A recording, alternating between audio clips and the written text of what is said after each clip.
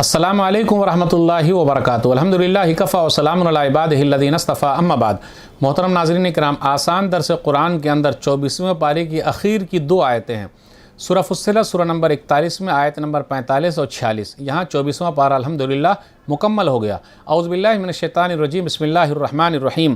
وَلَقَدْ آتَيْنَا مُوسَى الْكِتَابَ فَاخْتُلِفَ فِيهِ وَلَوْلَا كَلِمَةٌ سَبَقَتْ مِنْ رَبِّكَ لَقُضِيَ بَيْنَهُمْ وَإِنَّهُمْ لَفِي شَكٍّ مِّنْهُ مُرِيبٍ۔ اور ہم نے موسیٰ علیہ السلام کو کتاب توریت دی تھی تو اس میں بھی اختلاف پیدا کیا گیا، کوئی ایمان لایا اور کوئی ایمان نہیں لایا۔ اور اگر آپ صلی اللہ علیہ وسلم کے رب کی جانب سے پہلے ہی برے اعمال کے بدلے آخرت میں عذاب دیے جانے کا فیصلہ نہ ہو چکا ہوتا تو اسی دنیا میں ان کا فیصلہ کب کا ہو چکا ہوتا۔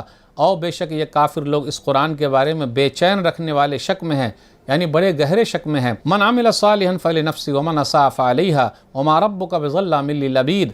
جو نیک عمل کرتا ہے خود اپنے فائدے کے لیے کرتا ہے، اور جو برا کام کرتا ہے تو خود اپنا ہی نقصان کرتا ہے، اور آپ صلی اللہ علیہ وسلم کا رب بندوں پر ظلم نہیں کرتا۔ ناظرین اکرام، آسان درس قرآن کے اندر 24ویں پارے میں اخیر کی دو آیتیں ہیں۔ تو یہاں 24واں پارہ الحمدللہ مکمل ہو گیا۔ سورہ فصلت سورہ نمبر 41 میں دو آیتیں 45 اور 46۔ آیت نمبر 45 پر غور کیجئے، وَلَوْلَا كَلِمَةٌ سَبَقَتْ مِنْ رَبِّكَ لَقُضِيَ بَيْنَهُمْ۔ اور اگر یہ بات نہ ہوتی جو آپ کے رب کی طرف سے پہلے سے مقرر ہے تو دنیا ہی میں فیصلہ ہو جاتا۔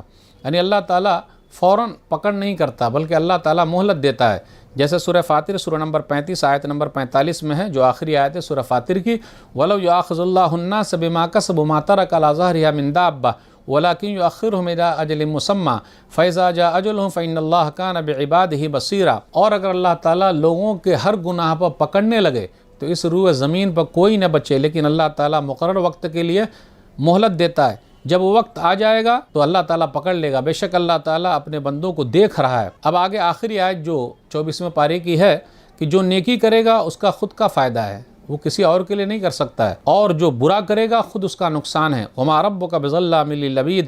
اور آپ کا رب اپنے بندوں پر ظلم نہیں کرتا، ظلم کر کے عذاب دینے والا نہیں۔ لوگ خود اپنے آپ پر ظلم کرتے ہیں۔ دنیا کے اندر اللہ نے بھیجا، یہ دنیا دارالعمل ہے، آخرت دارالجزا ہے، وہاں بدلہ ملے گا۔ جو جیسا کرے گا ویسا بھرے گا، جو جیسا بوئے گا ویسا کاٹے گا۔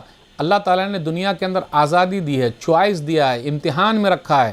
تو جو آزادی کا غلط استعمال کرے گا، کفر پر جمع رہے گا، توحید کو نہیں اپنائے گا، شرک پر جمع رہے گا اور اس کا خاتمہ اسی پر ہو جائے گا، تو اللہ تعالیٰ فیصلہ کرنے والا، انصاف کرنے والا، وہ کسی پر ظلم نہیں کرے گا۔ جو جیسا کرے گا اس کا فائدہ، یہاں توحید پر مرے گا تبھی فائدہ، کفر پر مرے گا، شرک پر مرے گا تو اس کا فائدہ نہیں ہے۔ تو ناظرین اکرام، آج کے درس سے بس اتنا ہی۔ اللہ تعالیٰ سے دعا ہے کہ اللہ تعالیٰ ہم لوگ قرآن کریم کو پڑھنے، پڑھانے، سمجھنے، سمجھانے، عمل کرنے اور لوگوں تک پہنچانے کی توفیق دے، آمین۔ والسلام علیکم ورحمۃ اللہ وبرکاتہ۔